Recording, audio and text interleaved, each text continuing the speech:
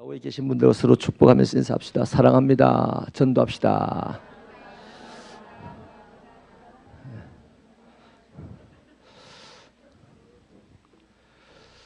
전도하는 교회는 행복합니다. 왜냐하면 마귀와 싸운다고 교인들끼리 안 싸우거든요. 그래서 우리 교회 성도들은 행복해야 합니다. 전도해야만 행복할 수가 있습니다. 할렐루야. 마귀와 싸우다 보면 우리 아군들끼리 서로 격려하고 위로하고 기도해주고, 그러니까 행복할 수밖에 없어요. 격려하고 위로하고 기도해주고, 이거 전부 하나님에게서 나오는 거거든요. 마귀는 시기하고 질투하고 짜증내고 부담스럽다고 뭐 이런 거 다 마귀에게서 나오는 겁니다. 그러니까 전도하면 하나님에게서 나오는 것들이 계속해서 생성이 되니까 우리 각자는 다 행복해지기 시작하는 겁니다. 그래서 그것이 자꾸 모이면 어느 날 행복의 경지에 이르게 되겠죠. 근데 행복의 경지에 이르지 못하면 올라가다 쫙 미끄러져 가지고 또 불행을 한번 곱씹게 되고 그런 것인데, 우리 새벽교회는 유달리 행복해야 됩니다.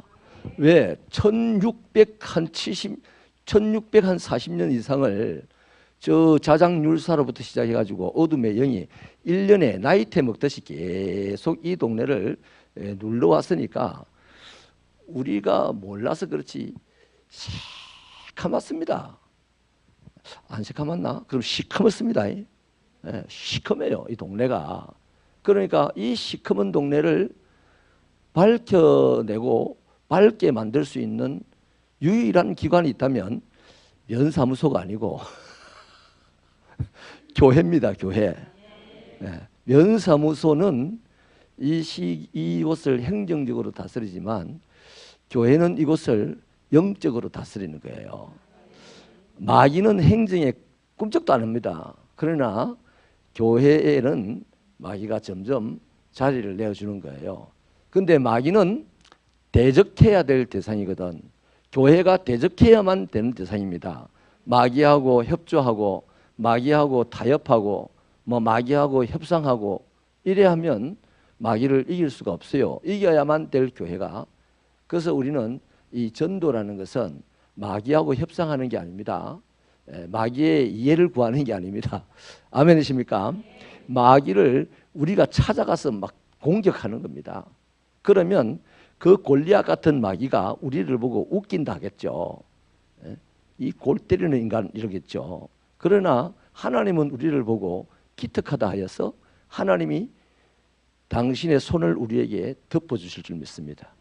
하나님의 손이 우리에게 덮이면 우리는 다윗같이 꼬마 소년에 불과한 우리들이지만, 또 반대로 이 지역은 골리앗같이 거대한 세력이지만 골리앗 무너지듯이 이 지역의 어둠도 무너지고 우리는 이곳에 화려한 하나님의 영광을 보여주는 기관이 되고, 그러한 일이 있을 때 우리 각자 한 사람 한 사람은 하나님의 나라와 의를 구했기에 이 땅에 사람들이 필요한 것을 늦게 출발했으나 가장 많이 가지는 사람이 될 줄로 믿습니다.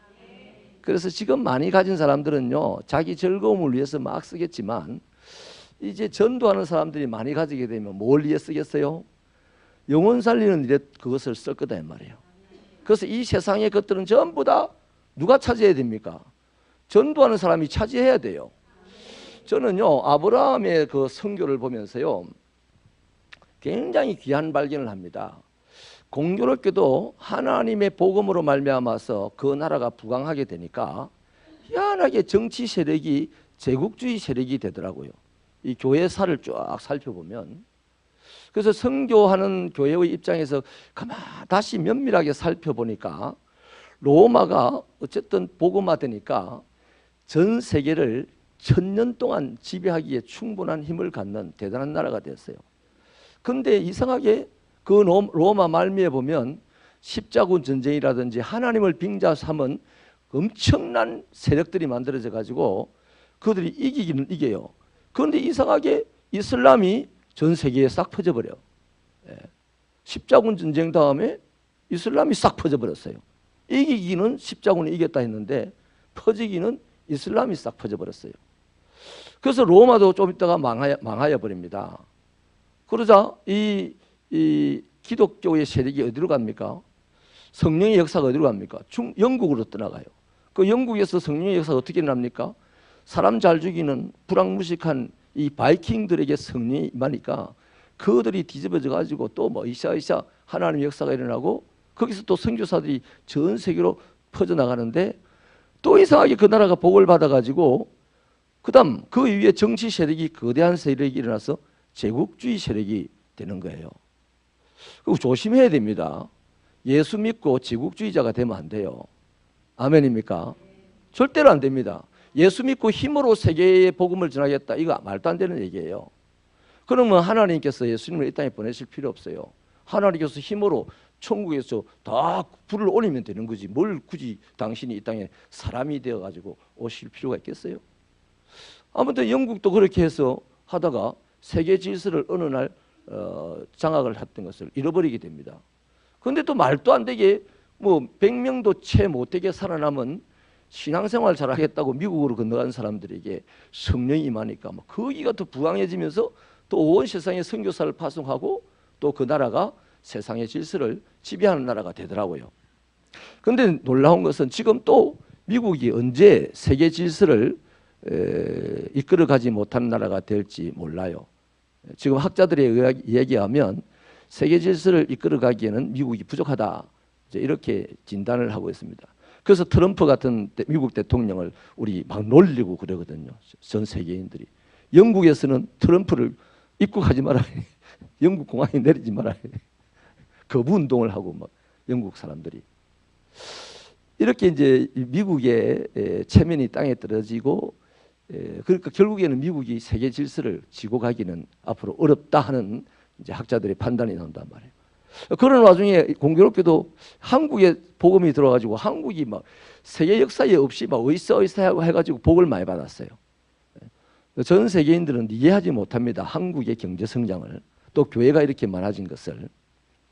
그런데 이 한국이 또 전 세계 선교사를 많이 파송했어요. 세계가 놀랄 정도로 파송했는데, 이게 가다가 그러면 우리 한국도 이제 복을 많이 받아가지고 한번 세계 질서를 딱 잡고 미국도 움직이고 일본도 움직이고 중국도 움직여야만 되는데 로마, 영국, 미국으로 지나오면서 보면, 근데 이게 안 될 것 같아요. 안 될 것 같아요. 지금 한국보다 이제는 남미라든지 중국에서 선교의 역사들이 막 일어나고 있습니다. 그래서 우리가 가기도 전에, 세계 질서를 제패하는 나라로 가기도 전에 이게 넘어가는 지금 뭐 그 이상한 분위기예요. 거기에 지금 한국 개신교가 일말의 책임이 있다고 저는 보는데, 제가 무슨 얘기를 하려고 하냐면, 아브라함을 보면요, 아브라함은 셈족이거든요. 셈족인데 이들이 메소포타미아 저 지역에 퍼져 살았어요. 갈대아 우르 같은 그 지역에. 근데 이제 저주받았던, 노아에게 저주받던 함족은 가나안 땅 지역에 이제 퍼져 살았습니다. 근데 이들이 세력을 모아가지고 점점점 동쪽으로 이제 정복을 해 나오면서 메소포타미아 지역까지 다 정복을 합니다. 그때 이제 셈족은 이 함족에게 노예처럼 부려먹힘을 당하는 거죠. 그래서 함족이 셈족을 동원하여서 바벨탑을 쌓아요. 근데 바벨탑이 하나님에서 무너지고 나니까 함족은 자연히 점점점 소멸돼서 옛날 지역 가나안 땅 저 지역으로 자꾸 이제 아프리카 쪽으로 흩어지는 거죠. 그때 그 와중에 이제 이 셈족 중에 다시 이제 해방된 셈족들이 틀을 잡고 세력을 만들면서 그돌라오멜이라고 하는 왕이 이제 하나 강력한 왕이 생깁니다. 그러니까 그 왕의 주변에 이제 힘없는 부족들의 왕들이 그 왕을 중심으로 결사체가 돼가지고 자꾸만 이제 서진을 하는 거죠. 그런데 그때 이미 이 아브라함은 욥과 함께 거의 비슷한 시기라고 합니다. 갈대아 우르지기에 살다가, 셈족들이 살던 곳에 살다가 하나님의 부름을 받고 함족이 사는 가나안으로 이사를 해요. 군대를 모아가지고 간 게 아니고 그냥 가족이, 변변치 않는 평범한 사람이 하나님의 뜻을 품고 하나님의 부름을 받아서 낯설은 가나안 지역에 가지고 힘으로 뭘 안 했어요. 그 가나안 지역에 가서 한 일은 그냥 빌부터 살면서 예배 드렸어요. 아브라함이 그 낯선 곳에 가가지고 제일 처음 한 것이 상수리 나무 아래에서 단을 쌓았더라입니다. 그리고 여호와를 불렀더라입니다. 그러니까 힘이 없고 소규모인 이 아브라함이 오래전에 함족이 틀을 잡고 있는 가나안 땅에 들어가서 하나님이 이곳에서 네가 살아라고 했단 말이죠. 거기서 제일 먼저 예배를 드렸다는 겁니다. 제사 의식을 거기다 보여줬어요. 그 사람들한테. 그런데 그거는 죽을 수도 있어요. 가나안 사람들이 알지 못하는 제사를 드리기 때문에 그 당시는 이교다로 하여서 죽일 수 있어요. 그런데 그것을 무릅쓰고 거기서 하나님을 예배하는 모습을 꾸준히 아브라함이 보입니다. 반대로 세월이 한참 더 있다가 셈족의 강력한 세력을 형성한 그돌라오멜이 여러 왕들과 더불어서 가나안 땅을 침략을 해옵니다. 정복을 하러. 마침 그때에 소돔 땅에 소돔 왕이 살짝 강하게 일어납니다. 그리고 그 주변 사람들을 모아서 작은 결살치를 만들어 가지고 그들도 뭐 의사하는 중이었어요. 그런데 그돌라오멜이 이제 쳐들어와서 그들과 싸움을 했는데 소돔을 패퇴시키고 소돔에 있는 모든 것들을 빼앗아가고 거기 살러갔던 롯도 잡아가. 롯입니까? 룻입니까? 롯도 잡아가 버렸어요. 그때 아브라함을 보세요. 자기가 외롭게 거기 와서 살면 자기 동족 중에 거대한 강력한 힘을 가진 왕이 이렇게 쳐들어왔으면 할렐루야, 요새 시대 신앙인 같으면 그랬을 거예요. 할렐루야, 영국 신앙인 같으면 그랬을 거예요. 로마 신앙인 같으면 그랬을 거예요. 제국주의적인 발상의 신앙인 같으면 그랬을 거예요. 할렐루야, 하나님 은혜 감사합니다. 빗장 막 풀어주고 정보도 가르치면서 빨리 이 소돔 땅을 멸망시키라. 그리고 한 자리 딱 잡고 살겠죠. 그것을 하나님의 은혜라고 이제 감사하고 11주도 하고 이러면서 살겠죠. 근데 아브라함은 안 그래요. 그돌라오멜, 자기 동족 그돌라오멜이 쳐들어와서 힘으로 그들을 제패하고 그들 것을 빼앗아 가니까 아브라함은 그때 이루었던 자기 가병들을 데리고 오랜 며칠씩 달려가서 그돌라오멜을 물리치고 모든 소돔의 재물들을 다 도로 찾아옵니다. 그리고 깨끗하게 소돔 왕이 줍니다. 그 소돔 왕이 사람만 내한테 돌리고 다 가져가라 그러니까 내가 너에게 뭐 칭찬받을 일이 없다, 상 받을 일이 없다, 뭐 이러면서 깨끗하게 줘버려요. 할렐루야. 처음부터 복음의 사람은 재물이나 힘, 뭐 이런 권력 이런 거 의지하지 않습니다. 복음의 사람은 예배 잘 드립니다. 신령과 진정으로 예배를 드리는 것이 복음의 사람이지, 예수 믿고 돈 잘 벌고 예수 믿고 권력 차지하고 예수 믿고 건강 얻고 이거는요, 사이비들도 그런다니까요. 우상숭배자들도 그런다니까요. 그것이 목표라면 우리는 사입입니다. 그러나 우리는 뭐가 목표입니까? 예배가 목표입니다. 예배가 살아있다는 것은 하나님과 나와의 관계가 살아있다는 거예요. 사람이 연약하기 때문에 때로는 넘어질 때도 있어요. 엎어질 때도 있습니다. 그러나 아무리 넘어지고 엎어져도 주일날 정신 차리고 예배 드려야지. 그 예배 드리다가 새 사람 되는 거지. 엎어진 장소에서 아이고 나는 하나님께 갈 수 없다 하면서 엎어져 있으면 거기서 사는 일이 일어납니까? 절대로 안 일어나는 거예요. 그래서 저와 여러분이, 저는 우리 새벽교회가요 더 신령하고 더 진정한 모습으로 예배를 드려야 되지, 뭐 다른 거 굳이 신경 쓸 거 없어요. 그거 신경 안 써도 하나님께 예배를 잘 드리는 공동체, 또 예배를 잘 드리는 박홍 새벽교회, 예배를 잘 드리는 박남웅 새벽교회, 그런 교회들이 우리를 통해서 만들어지고 세워져 나간다면 우리 위에는 하나님의 놀라운 은혜의 역사가 자손 대대로 주님 오실 때까지 있을 줄 믿습니다. 선교 실컷 하고도 망하는 교회 많아요. 왜일까요?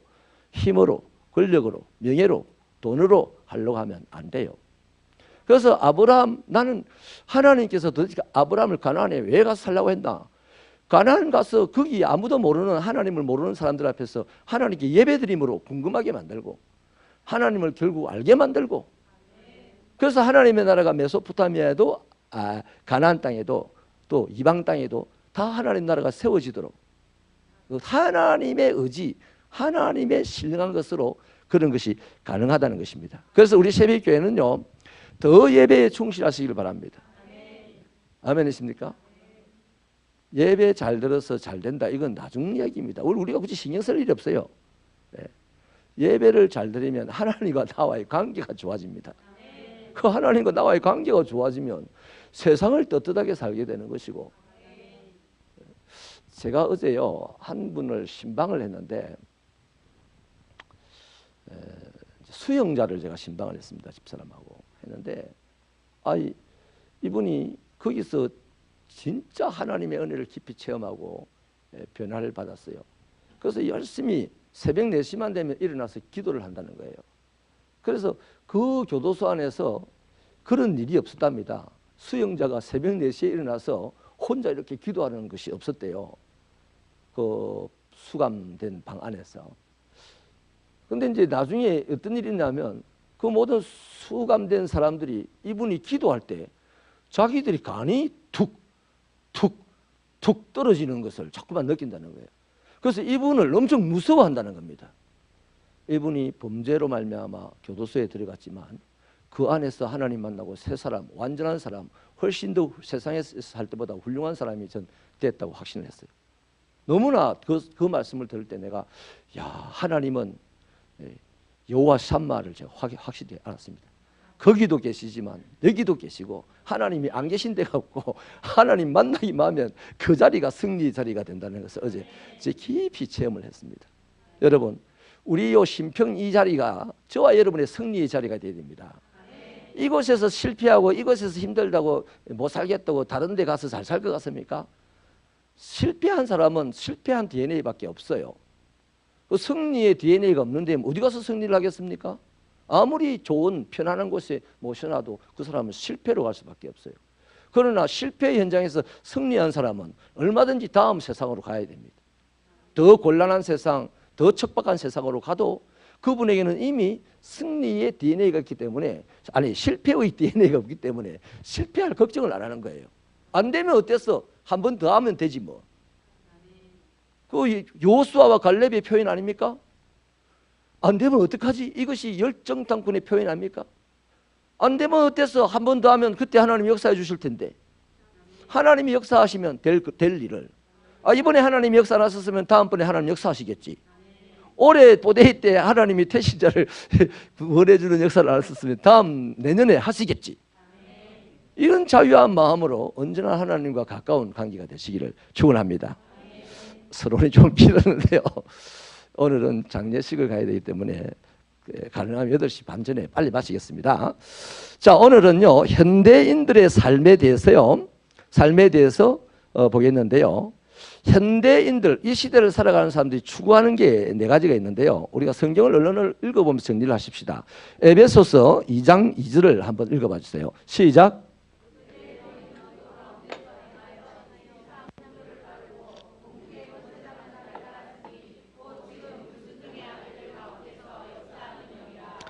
아멘.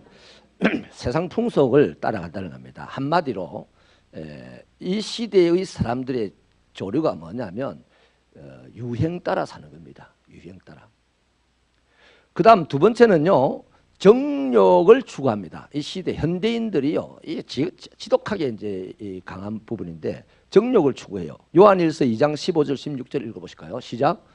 이 세상이나 세상에 있는 것들을 사랑하지 마라.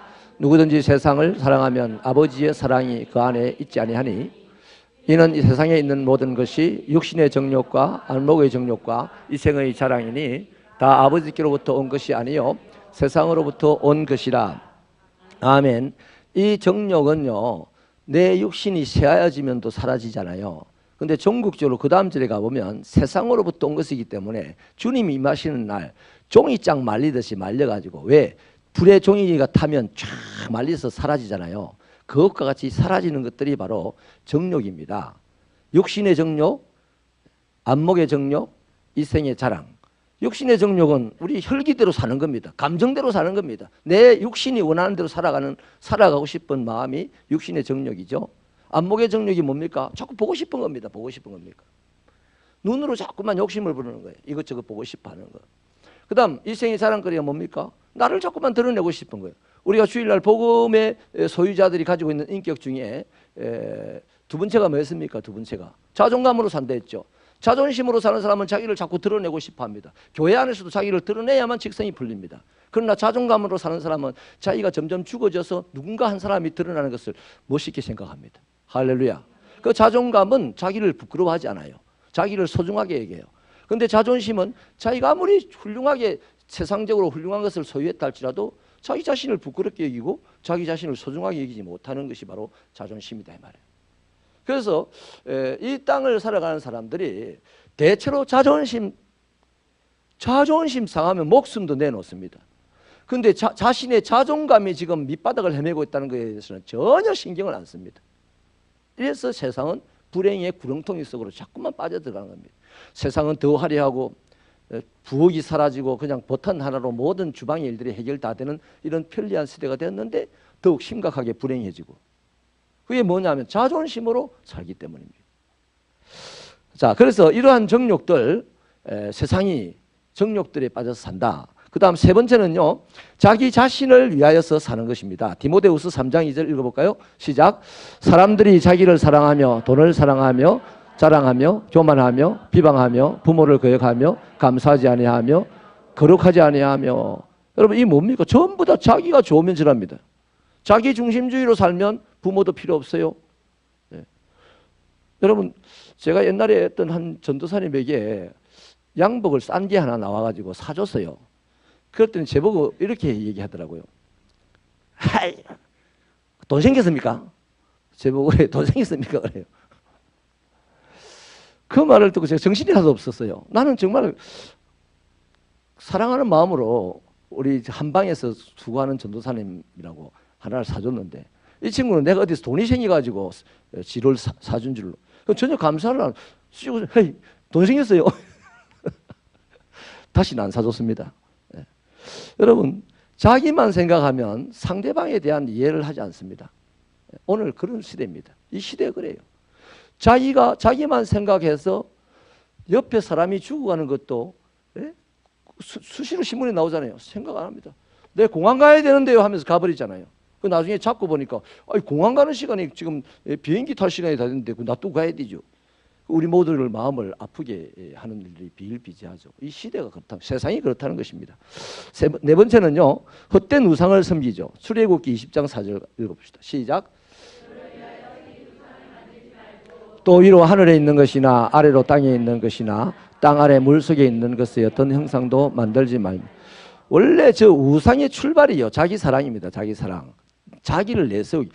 우상 만드는 사람도 그 우상이 신이라고 생각 안 합니다. 신이라고 그냥 자꾸만 부추겨서 자기도 체면을 걸고 다른 사람들이 신이라고 생각하게끔 하는 거죠. 그 우상을 왜 화려하게 만듭니까? 왜 거대하게 만듭니까? 다 우상 만든 자기 자신을 높이기 위해서입니다. 그래서 현대인들은 바로 한마디로 말하면 화려함을 추구합니다. 하나님은 화려함을 추구하는 것이 아니고요, 진리를 추구하시는 분이죠. 네. 그러니까 오늘 저와 여러분이 세상에 속한 사람이 아니고 하늘에 속해서 이 땅을 살기 때문에 세상이 추구하는 화려함을 추구하는 것보다는 진리를 추구하는 사람이란 말이에요. 그러니까 세상 살기가 좀 불편합니다. 이것이 좁은 길입니다. 그러나 장차 화려한 하나님의 영광에 도달을 할 겁니다. 그날엔 이 세상에 화려한 것은 비교도 안 되는 거죠. 할렐루야. 자, 그 다음 현대인들이 이렇게 화려한 것을 추구하고 살았는데 그 상태를요, 시편이 보여주고 있는데 53편 1절 읽어보십시다. 시작. 어리석은 자는 그의 마음에 이르기를 하나님이 없다 하도다. 그들은 부패하여 가정한 악을 행하며 선을 행하는 자가 없도다. 저기서 가장 중요한 단어가요, 하나님이 없다, 이렇게 마음에다가 얘기를 하는 거예요. 내 마음에 있는 생각이 그 행동으로 드러납니다. 말로, 눈으로 드러나는 거예요. 여러분, 내 마음에 하나님이 있다 생각하는 사람은요, 사람을 볼 때도요, 이리 안 보지 않겠어요? 내 마음에 하나님이 있다 생각하는 사람은 하나님의 눈빛이 어떨지 모르겠지만 아무튼 부드럽지 않겠어요? 또 내 마음에 하나님이 있다고 생각하는 사람은 내 입의 말이 흉측하지 않을 거예요. 나오는 대로 그냥 하지는 않을 겁니다. 좀 더 하나님스럽게 나올 겁니다. 하나님께서는요, 한 가지만 예를 들면 사람들을 향하여서 잘 된다, 반드시 잘 된다, 괜찮다, 뭐 이런 얘기 하셨잖아요. 다시 말하면 우리의 자존감을 살려주는 얘기를 했습니다. 여러분 우리가 어릴 때 가만히 생각해 보세요. 뭐 가다가 엎어졌어요. 그럼 우리 엄마가 뭐랍니까? 뭐래요? 말 새끼 막 다리가 탁 불라지쁘지 말. 그 말이 그래요. 말이. 보통 정말 좋은 사람을 이렇게 아이고 안 다쳤나부터 확인할 겁니다. 그것이 바르죠. 안 다쳤나? 그리고 정말 좋은 사람은 네가 이렇게 엎어져서 크게 아픔을 당할 때 네가 나에게 얼마나 소중한지 내가 안다. 영화의 한 대사 같네. 이런 소리를 들을 때 엎어져서 실수한 아이가 엄마를 노래가 쳐다보다가 안 다쳤나 이럴 때 마음이 좀 더 풀어지고 네가 이렇게 아파할 때 네가 내게 얼마나 소중한 아들인지 내가 안단다. 이럴 때 그 아이의 마음이 확 녹아지면서 세상 천지가 겁날 게 없을 거예요. 그 자존감이 살아나는 거죠. 그런데 엎어졌어요. 엄마 쳐다보니까 자식이 물판을 깨버란 말. 그래가 다치겠나. 이래 말을 듣는다. 그러면 속으로 다시는 안 엎어져야 되지. 자존심만 생기는 거예요. 자존감은 다 무너지는 거예요. 우리 어릴 때 이렇게 경험하고 살아왔어요.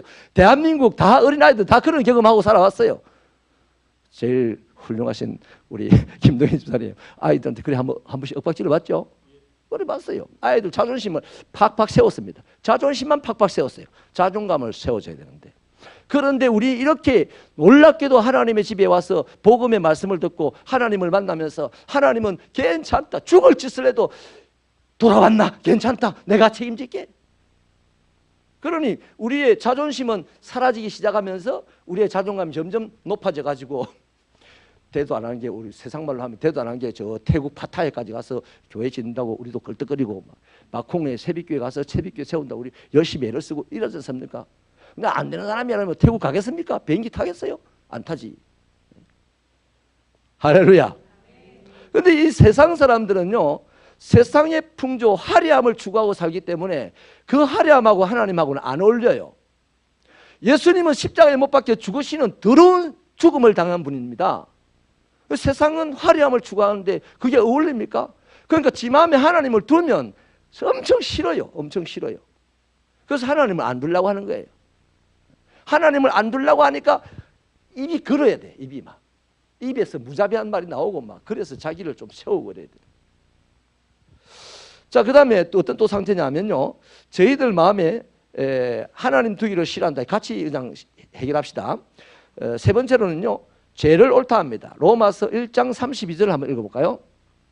같이 시작. 그들이 이 같은 일을 행하는 자는 사형에 해당한다고 하나님께서 정하심을 알고도 자기들만 행할 뿐 아니라 또한 그런 일을 행하는 자들을 옳다 하느니라. 이 세상에 살아가는 인간은 하나님께서 정하신 죄를 다 죄라고 알아요. 모르는 게 아니에요. 죄라고 알지만 하나님을 부정합니다. 하나님을 속에 두기 싫어합니다.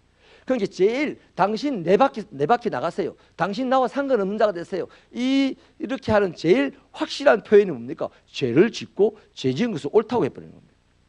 그럼 완전히 하나님에게 먹물을 뒤집어 씌우는 거거든요. 세상은 화려함을 추구하기 위해서 얼마든지 그럴 용의가 있다고 하고 또 그렇게 살아가는 것이 세상입니다. 그런 세상에 지금 들어가서 어둠의 영들, 마귀가 지배하는 그 영을 뽑아내고 그들을 끄집어 고쳐서 하나님께로 데려나오려고 하니 우리의 이 뽀데이 전도 작업이 얼마나 힘들기도 하겠으며 얼마나 하나님께서 귀중하게 여기겠나 이 말이에요. 믿으시면 아멘입니다. 자, 아무튼 그리고 셋째로요. 이 현대인들이 화려함을 추구하여 하나님 두기를 싫어하고 하나님과 관계없는 삶을 살아간 결과를 보면요. 따라합시다. 결과는 비참하다. 제가 한 사람만 예를 드릴게요. 제가 시골에 옥계라는 곳에서 개척을 하는데 저희 옆집에 아주 부지런한 사람이 한 사람이 있었어요. 저보다 한 대여섯 살 많았는데 얼마나 부지런하냐면 제가 일어나는 시간에 자기도 일어나서 바다에 이제 고기를 잡으러 갔어요. 근데 이제 한 번씩 이제 이분이 바다에 고기 잡고 낮에 들어와서 잠깐 쉬었다가 이렇게 산으로 올라가거나 한 마주치면 제가 아이고 선생님 교회 좀 오세요. 아이고 당신이나 믿으세요. 뭐 아이고 예수 믿으셔야 되는데요. 난 됐어요. 이러던 분이었습니다. 그런데 어느 날 이분이 갑자기 몸이 아프셔서 병원에 갔는데 죽을 병이 걸린 거예요. 그래서 제가 찾아갔더니요. 저 맨날 저를 보고 무시하고 이랬던 분이 제가 찾아갔더니 문을 여는 순간 눈이 반짝하면서요. 손을 탁 내밀어요. 빨리 오라고. 그래서 내가 얼른 가서 손을 잡아줬습니다. 손을 잡고 달달달 떨면서 도와주세요, 도와주세요 이러더라고요. 그래서 제가 기도해 줬습니다. 기도해 줬는데 얼마 안 지나서 한 달도 안 돼가지고 그분이 이제 돌아가시게 돼가지고 이 산소 호흡기를, 이 봉다리 호흡기를 달고 이제 집으로 오는데요. 의식은 있어요. 그래서 제가 앰뷸런스에서 내릴 때에 제가 그분의 한쪽 손을 이제 팔을 이렇게 잡았고, 다른 의사분, 간호사분 한 분하고 동네 사람 몇 분에서 붙어서 그 사람 몸을 들었습니다. 들고 자기 집으로 이제 들어가는데 이 집이 시골집이니까 대문이 아니고 살인문 같은 거였어요. 이분이 어디서 그런 힘이 생겼는지요. 두 다리를 쫙 뻗쳐가지고 그 살인문에 딱 버티고는 안 들어가려는 거예요. 안 들어간대. 그리고 한 5분 후 다 죽었어요. 뭐 뻗쳤지만 사람들이 다 옮아가지고 이렇게 방에 눕히고 의사가 조금 있다가 호흡기 떼고 가시고 뭐 한 10초도 안 지났어 그냥 운명하셨어요.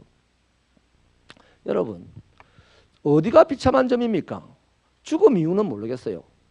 죽음 이유는 우리가 성경이 말한 대로 지옥 갔으니까 그거는 뭐 말할 필요도 없고, 그분이 큰 소리를 빵빵 칠 때까지만 화내했지. 그분이 병원에 가가지고 의사 선생님에게 당신 이제 죽어요 하는 말을 듣는 순간부터 얼마나 비참했겠어요. 여러분, 우리도 그럴 수 있지 않습니까? 예수 믿는 우리도 그런 말을 들을 수 있어요. 세상을 살다가 언젠가는 이 땅을 떠나가는 거 아니겠습니까? 이 땅을 떠나간다는 소리를 들을 때 잠깐 힘들고 어려울 수는 있겠지만 그걸 거부할 사람이 있습니까? 두 다리를 뻗으면서 이렇게 거부할 사람이 있겠어요? 제가 그 홍승에 한 장로님이 그러셔서 제가 집회에 갔다 왔습니다. 그런데 없어요. 거의 없어요. 다 하나님을 받아들이고 하나님의 부르심에 응답하잖아요. 또 이거를 응답을 빨리 하는 사람, 그게 누굽니까? 난 날마다 죽노라입니다. 그 날마다 죽노라는 사람은 뭐 죽든지 말든지 내가 사는 것은 하나님의 영광을 위해서다 하고 사니까 죽음에 대해서 겁을 내지 않으니까 오히려 이건 제 목회적인 철학에서 나온 말입니다. 죽음이 우리를 겁을 내고 가더라. 질병을 겁을 안 내니까 질병이 우리를 겁을 내고 우리를 재미없다 하고 떠나가더라. 할렐루야. 그래서 병 고친 사람들 가만 들어보면요, 어떻게 해서 나왔습니까? 이런 걸 때 공통적인 대답이 나는 이 일을 하면서 질병을 한 번도 생각해보지 않았습니다. 내 이 일에 미쳐서 살았습니다. 질병이 언제 나를 떠나간지 잘 모르겠어요. 뭐 이런 얘기를 공통적으로 하더라고요. 그래서 현대인들이 추구하는 것이 화려한 삶이고 때로는 우리가 육체로 만들어져 있기에 그것이 부러울 때도 있지만 그 결과는 비참하다. 지옥 가기 전부터 비참하다. 우리는 분명하게 알 것은 오늘 저렇게 화려하게 사는 것 같아도 비참한 삶이다. 인정하시면 아멘입니다. 그 사람들의 삶이 지금 비참하다는 사실을 아셔야 예수 믿으라고 말할 수 있는 거예요. 화려한 게 너무 부럽다 이러면 그 사람 앞에 예수 믿으라는 소리 못하죠. 그래서 왜 이 비참하다고 하냐면 히브리서 9장 27절 읽어볼까요? 히브리서 9장 27절 시작. 한 번 죽는 것은 사람에게 정해진 것이요 그 후에는 심판이 있을 것이다. 이 하나님의 심판은 내가 어떤 거로도 막을 수가 없어요. 거절할 수가 없어요. 이거는 뭐 그대로 쑥 들어오는 것이다 이 말이죠. 그 다음 한 가지 더요. 요한계시록 21장 8절 읽어보십시다. 시작.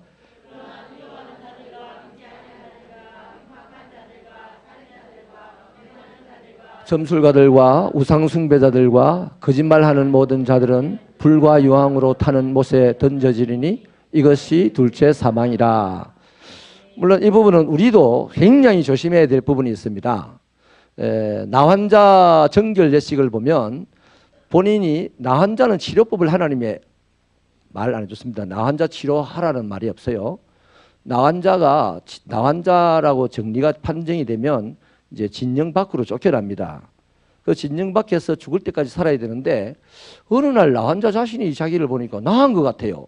그래서 이 나은 것 같다는 것을 나았다는 것을 증명을 해야 될 텐데 제사장에게 이제 통지를 넣습니다. 그러면 제사장이 진 밖으로 나와가지고 그 사람을 살펴보고 나은 것 같이 느껴지면 데리고 진 안으로 들어와요. 진 안으로 들어와서 장막 밖에서 일주일을 지냅니다. 7일을. 7일을 지내고 난 다음에 확인해가지고 깨끗하면 그 사람을 이제 정결 예식을 취해주고 자기 장막 안으로 들어가게 합니다. 자, 보세요. 이 사람이 진영 안으로 들어왔다고 해서 사람답게 살 수 있어요, 없어요? 못 살아요. 그 사람이 어디 들어가야 사람답게 삽니까? 장막 안으로 들어가야 사람답게 사는 겁니다. 그런데 그 사람에게는 진영 안에 들어와서 장막 안으로 들어갈 수 있는 기간이 7일이라는 기간이 남아있어요. 그 7일 동안 이 사람이 뭐 하겠습니까? 진영밖에 그 궁금하겠어요? 또 자기 지금 이 자기 장막 밖에 지금 자기가 앉아있는 이 자리에 대해서 애착을 갖겠습니까? 그 사람의 온통 생각은 100% 장막 안으로 들어가야 된다는 겁니다. 이런 차원에서 오늘 예수 믿는 저와 여러분요, 온통 천국 들어가야 된다는 생각을 얼마나 하고 사십니까? 우리 예수 믿고 천국 들어갈 자격을 얻었습니다. 근데 우리에게 지금 천국 문이 아직 안 열렸잖아요. 우리가 육신의 생명이 끝나는 날 천국 문이 열릴 되면, 그러면 지금 장막 밖에 일주일 동안 머물러 있는 나 혼자와 똑같은 처지가 세상에 머물러 있는 천국 갈 우리들의 처지와 똑같다 이 말이에요. 아멘입니까? 한국 개신교 이게 잘 안 돼 있어요. 그래서 지 맘대로 사는 거라. 주여 주여 하면서 지 맘대로 살고 천국 100% 갈 거라고 착각하고 있는 거예요. 우리는 지금 천국보다 더 신경 쓸 게 없어요. 천국을 신경 쓰면 그 천국의 생명력이 오늘 나에게 미쳐와서 질병도 떠나가게 되고, 그 천국에 대해서 신경 쓰면 오늘 내가 삶이 아름다워지고 세상을 평화로운 세상으로 만드는, 목숨을 내어놓고 만드는 사람이 된다 이 말이에요. 여러분, 요엘서가 말하는 그 말세에 내가 내 영을 부어줄 거다. 젊은이가 젊은이가 환상을 본다. 젊은이가 보는 환상이 뭡니까? 천국입니다. 천국. 어린아이가 예언을 말한다. 애가 예언을 무슨 말을 하고 싶겠어요? 성령이 그에게 부어졌는데 그 애가 무슨 말 하겠어요? 네 내일 모레 엎어질 기다 뭐 이런 말 하겠어요? 네 내일 모레 부자 될 거다 이런 말 하겠어요? 아닙니다. 어린애도 천국을 말한다는 겁니다. 노인이 꿈을 꾼다 그랬어요. 아이 80, 90대는 노인이 대통령 선거 나갈 꿈을 꾸겠습니까? 유엔 사무총장 꿈꾸겠어요? 노인이 무슨 꿈을 꾸겠습니까? 천국을 꿈꾼다는 겁니다. 내가 곧 가야 될 천국.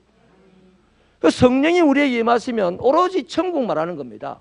서대반이 성령이 충만하게 임하니까 죽음의 현장에서도 천국을 바라봤고, 그 천국에 하나님 옆에 어린 양 예수께서 서신 것을 보시고 죽음을 담대하게 맞아들였다 말이에요. 아멘입니까? 그래서 이러한 것들에 우리가 지금 바로 지금 정립이 안 돼 있어 가지고 우리가 예수 믿는데 거룩한 삶을 살려는 노력을 그렇게 안 합니다. 예수를 믿는데 세상 사람들하고 비슷해요. 지금 저 말씀은요, 예수 없이 세상에 살아가는 사람들, 화려한 말을 추구하는 사람의 결과가 저렇게 살아가지고 지옥 간다는 겁니다. 둘째 사망으로 간다는 겁니다. 그런데 우리도 저기에서, 저 범죄에서요, 나는 죄다라고 아예 지금 여기서 못 받고 살면 우리 위험한 인생이라는 거예요. 우리 항상 자기 자신의 구원을 의심해 봐야 됩니다. 나는 예수 믿습니다 이랬는데 하나님께서 내보고 네 내 믿는 줄 내가 믿는다 이런 말 들어봤어요? 성령이 예수에게 임하여서 너는 내 사랑하는 아들이요 내 기뻐하는 자니라 하는 말씀을 예수님이 들었어요. 직접 성경이 기록하고 있습니다. 우리도 이 땅을 살아가면서 예수를 믿고 하나님의 일을 하는 사람의 입장에서 열심히 하다 보면 주의 영이 내 심령에다가 너는 내 사랑하는 아들이요 내가 너를 기뻐한다 하는 영적인 음성을 들려주는 날이 있을 겁니다. 이 음성을 듣기까지 열심히 살아야 돼요. 바르게 살아야 돼요. 아멘이십니까? 그래서 이 세상은 이렇게 비참하다는 겁니다. 우리가 이 비참함을 내일 죽어서 비참할 거라고 생각지 마시고 지금 저들이 살아있는 삶의 자리 자체가 비참한 자리다 이 말이에요. 그래서 죽기 전에 끄집어내야 됩니다. 아멘이십니까? 마지막으로 살 길, 이 세상이 살 길요. 요한복음 1장 14절 읽어볼게요. 시작.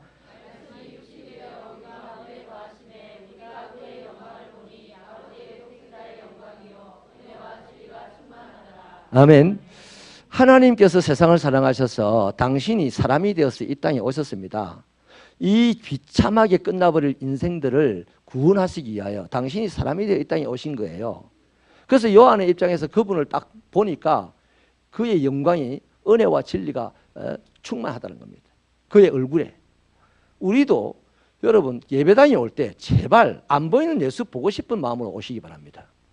보이는 앞사람 뒤통수 보고 욕하는 그런 마음 가지고 오시지 말고, 내가 한 주간 동안 입으로 씹고 힘들어했고 미워했던 그 사람 보고 앉아서 내가 한 번쯤 미움의 표시를 한번 야물차게 할 거라는 그런 각오를 가지고 교회를 오시는 게 아니라 안 보이는 그 하나님을 보고 싶어서 아주 간절한 마음으로 오시기 바랍니다. 그러면 너희가 나를 찾고 찾으면 만나리라 했으니 그 하나님의 영광을 볼 것이고 은혜와 진리가 충만한 것을 보고 듣게 될 줄로 믿습니다. 이러한 경험으로 내가 예수를 보았어 하고 수가성의 여인처럼 우리는 수가성의 여인보다 훨씬 더 진실하고 훨씬 더 거룩한 것 같은데 수가성의 여인이 나는 그리스도를 보았어요 라고 말하는 것은 있었는데 우리는 그 말 하는 적이 별로 없어요. 그래서 1년에 한 번 뽀데이 때 그런 말을 하자고 지금 하는 거다 말이에요. 할렐루야. 자, 이 땅에 오신 사람이 되어 오신 그 하나님이 누구십니까? 마태복음 1장 21절 읽어볼게요. 시작. 아들을 낳으리니 이름을 예수라 하라. 이는 그가 자기 백성을 그들의 구원할 자이심이라 하니라. 아멘. 하나님이 세상의 사람들을 비참하게 될 사람들을 구원하시기 위하여 사랑으로 육신이 되어 이 땅에 오셨는데 그가 누구였다? 예수님이었다는 겁니다. 자, 그 예수님을 우리가 어떻게 하면 살 길이 있나? 이 세상 사람들이 지 맘대로 화려하게 살다가 비참하게 끝나버릴 이 세상 사람이 어떻게 하면 사느냐? 바로 그렇게 해서 오신 이 예수님을 영접하면 사는 거죠. 우리 1장 12절 읽겠습니다. 시작. 영접하는 자 곧 그 이름을 믿는 자들에게는 하나님의 자녀가 되는 권세를 주셨습니다. 아멘. 아버지는 자식이 아무리 못나도 자식을 버리지 않습니다. 자식은 아버지를 버려도 아버지는 절대로 자식을 안 버립니다. 이것이 내리사랑이라는 것입니다. 우리 하나님은 더더군다나 사랑이십니다. 육신의 아버지도 그런데 하물며 하나님 아버지가 버리시겠습니까? 또 이것만 믿고요. 내 마음대로 살면 안 됩니다. 아멘입니까? 사울도 하나님이 불러서 왕 세웠다가 버렸단 말이에요. 하나님이 버리시지 않는 때가 있어요. 문을 닫는 날까지. 그래, 그 문을 닫는 날을 우리가 알 수 없으니 우리가 하나님을 안 버려야 돼요. 제가 목회자로서 참 중요하게 여러분이 언급하는 게 있지 않습니까? 주여 나와 함께 하옵소서 이 기도하기 전에 주님 내가 주님과 함께 하겠습니다. 이 기도해야 되는 거예요. 주님 내가 어디를 가든지 동행하옵소서. 이래놓고 나이트클럽 가면 되겠어요? 나이트클럽 가도 하나님 계실 거야. 신학적으로는. 그러나 우리의 삶에는 없어요. 아멘입니까? 교회 가면 하나님 계세요. 어디에나 계시니까. 교회 와서 계신 하나님을 만날 수 있게 되기를 축원합니다. 그래서 우리가 예수 그리스도를 영접하여서 하나님의 자녀가 되면 하나님은 우리를 어떤 방법으로든 고치실 겁니다. 어떤 방법으로든 세울 겁니다. 그래서 당신의 이름이 이 땅에 드러나게 하실 줄 믿습니다. 할렐루야. 그러니 세상 사람들도 마찬가지예요. 저들을 하나님이 살리시려고 이 땅에 오셨으니 그 소식을 우리가 전해야 돼요. 우리가. 아멘입니까? 하나님의 눈길이 있는 곳에 저와 여러분의 발길이 있기를 바랍니다. 오늘 제가 이제 박홍 세빛교회 건축한다는 그 얘기를 이제 우리가 다 접하고 또 책임감이 있어가지고 선교위원장이 목사님 한 3일 정도 갔다 오랬는데 목사님 열흘은 갔다 와야 되겠습니다. 가서 일도 좀 거들어주고 뭐 얼마나 이쁜지요. 너무너무 감동이 됐습니다. 이게 우리 교회 성도들의 수준인 줄로 믿습니다. 사실 우리가 무슨 힘이 있고 무슨 돈이 있고 무슨 능력이 있어요. 세력이 있어요.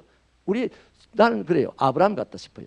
이 거대한 지역 하루에 3,000명씩 들락거리는 저 통도사가 영적인 영역 아래 있는 이 지역에서 가나안 같은 이 지역에서 우리 새벽교회 성도들은 아브라함처럼 살아가는 사람들이다. 우리 옆 사람에게 축복 하나 해주세요. 당신이 있어서 우리 교회는 좋습니다.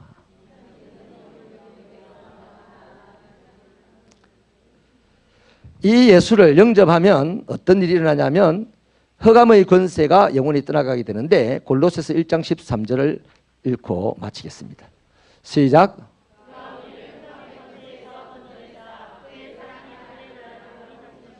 아멘. 우리가 원래 옛날에 세상의 사람들이었잖아요. 그런데 우리 지금 이렇게 되었지 않습니까? 하나님의 그 권능의 손길 아래 지금 살고 있잖아요. 저 세상 이것이 좋습니까? 여러분들이 교회에서 하나님의 직분을 맡아서 천국 갈 때까지 살아가는 이것이 좋아요? 안 좋습니까? 그럼 내놓으세요 빨리. 안 좋으면 내놓으라니까. 양심껏. 또 내놓으라 또 시험 들어가지고 다른 교회 갈란다 이러지 말고 여러분에게 이런 주님이 하셨던 이 고귀한 일들을 맡겼다는 것은 좋은 일입니까? 나쁜 일입니까? 그러면 우리 어떻게 해야 돼요? 좋은 거는 자랑해야 되는 거죠. 우리 하나님은요, 목표입니다. 목표. 당신의 이름을 알리는 것이 목표예요. 우리를 왜 훈련시켜서, 왜 새 사람 만들어서, 왜 멋있는 인물 만들어서, 왜 세상에 존경받는 사람 만들어서, 왜 거룩한 사람을 만들어 내겠어요? 우리 잘 되라고 하는 거, 그건 나중 문제입니다. 하나님 욕심이 많으신 분이에요. 당신의 영광을 빼앗기지 않는 분이에요. 하나님은 당신의 이름을 알리기 위해서입니다. 이 세상 천하 만민 모든 피조물이 하나님이 목적으로 하는 그 사람을 통하여서 당신의 이름을 드러내려고 하는 거예요. 오늘 하나님의 목적물은 우리들입니다. 우리를 통하여서 저 세상에 하나님의 그 사랑이 많으신 이름, 그 인자가 풍성하신 이름, 그 전능하신 이름을 알리고자 하십니다, 이 말이에요. 그러니 저와 여러분이 이런 좋은 일을 맡았고, 이런 절호의 찬스를 공급해주는 이 신평 땅에 와서 신앙생활을 한다면, 우리요, 아이고 목사님, 내가 아는 사람은 전부 다 예수 믿는 사람인데요. 그러면 안 돼요. 우리는 날마다 낯설은 사람을 만나러 가야 돼요. 아브라함이 낯설은 사람들만 사는 동네로 갔듯이, 바울이 낯설은 사람 사는 헬라 지역 구석구석을 찾아갔듯이, 오늘 선교사들이 낯설은 곳에, 문화가 다른 곳에, 삶의 방식이 다른 곳에 가듯이 우리도 이 땅에 낯설은 사람에게 찾아가면 되는 거예요. 그것이 미셔너리지. 아멘입니까? 우리는 중요한 사람입니다. 귀중한 사람입니다. 하나님의 영광을 마음껏 누릴 수 있게 되기를 축원합니다.